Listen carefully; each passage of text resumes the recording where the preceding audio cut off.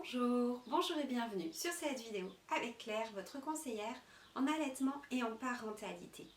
Je voudrais aujourd'hui échanger avec vous sur le lit. Le lit que vous allez proposer à votre bébé et peut-être même le lit que vous êtes en train d'envisager d'acheter alors que vous êtes enceinte.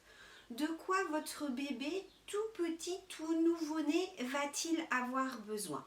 Eh bien, si on se base sur les recommandations de la prévention de la mort inattendue du nourrisson, votre bébé a besoin d'un matelas ferme, votre bébé a besoin d'être en sécurité pour éviter tout risque de chute, et voilà, ça se limite à ça. Alors, qu'est-ce que vous pouvez acheter ? Eh bien, il existe différents types de lits, des lits à barreaux, des lits qu'on appelle parapluies, et puis je voudrais aussi vous parler des lits de cododo. Alors, les lits à barreaux, eh bien, on a parfois envie de mettre quelque chose autour pour adoucir un petit peu ces fameux barreaux. Malheureusement, tous ces tours de lit en molleton peuvent faire courir un risque à votre bébé. Donc, finalement, il a besoin d'un matelas bien ferme et puis de son lit à barreaux. Le problème des lits à barreaux, c'est qu'ils sont souvent quand même relativement grands.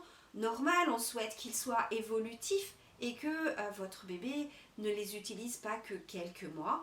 Cependant, votre bébé peut se sentir un petit peu perdu et il va chercher à retrouver les conditions qu'il a connues quand il était dans votre ventre où il était bien tout emmitouflé.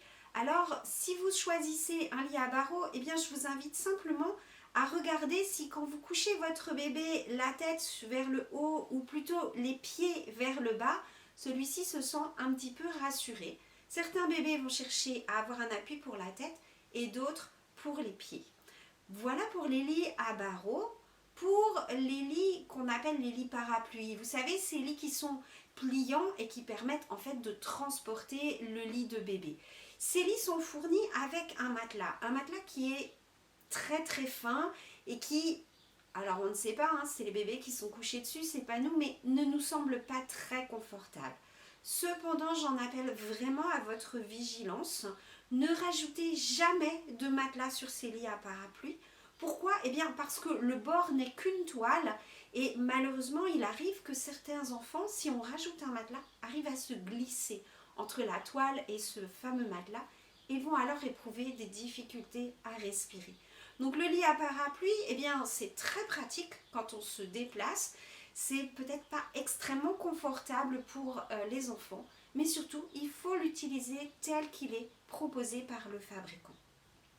Enfin, je voudrais vous parler des lits de cododo. Ces lits de cododo, eh bien c'est quand même extrêmement pratique. Quand le bébé est tout petit, eh bien plus il est proche de vous et plus vous aurez la possibilité, tout en étant endormi, de pouvoir le surveiller, de pouvoir poser une main sur lui s'il s'agite un petit peu et bien sûr de pouvoir le rapprocher de vous pour l'allaiter.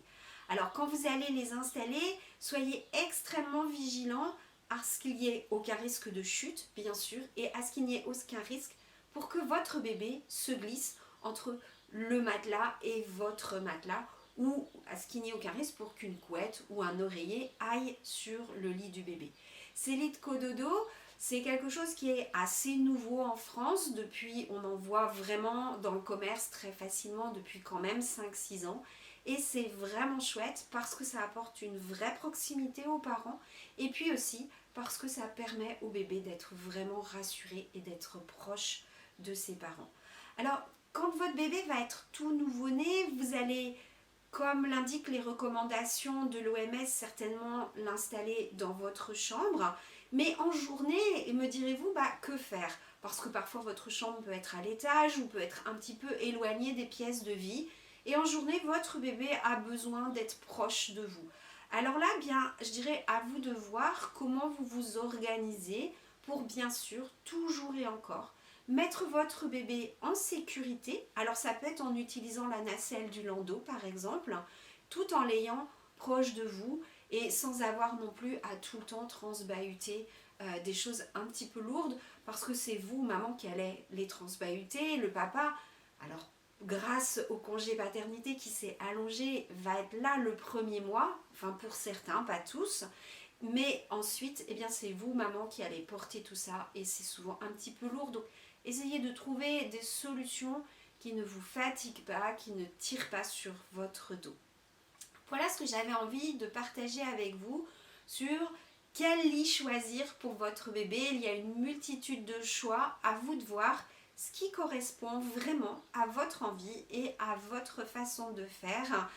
Attention tout de même, quand on n'a encore jamais eu d'enfant, on a parfois des grands principes bien stricts et puis il y a un vrai principe de réalité lorsque le bébé arrive et qu'on se rend compte que ce bébé a vraiment des besoins qui sont des besoins de proximité, qui sont des besoins de portage et qui sont des besoins de tétée fréquente.